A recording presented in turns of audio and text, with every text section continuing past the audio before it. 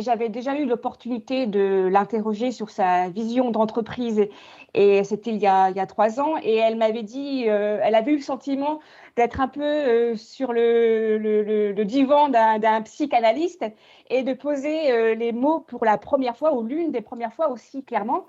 Et c'était quelque chose qui l'avait un petit peu remué, mais qu'elle avait trouvé aussi vachement intéressant d'avoir ce regard un peu extérieur sur son propre parcours et sa propre vision de l'entreprise.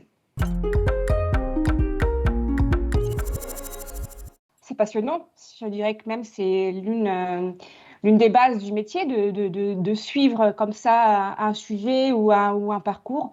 On n'a pas forcément toujours le temps ni l'occasion de le faire.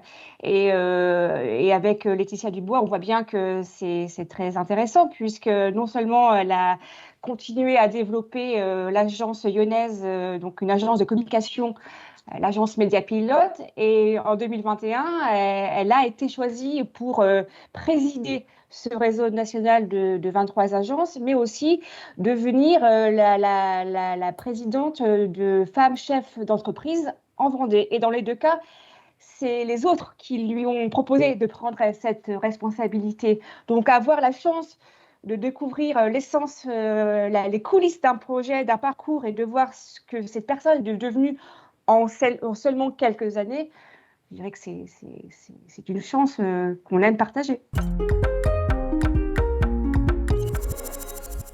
Elles sont bien là.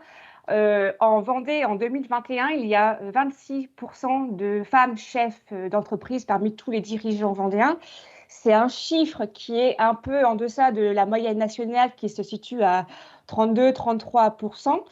Mais à l'informateur judiciaire, on suit de près ces parcours féminins, puisqu'en 2021, sur 52 unes, 18 unes étaient consacrées à une dirigeante vendéenne ou de Loire-Atlantique. C'est plus de 34%, donc on est largement au-dessus de la moyenne, on en est fiers.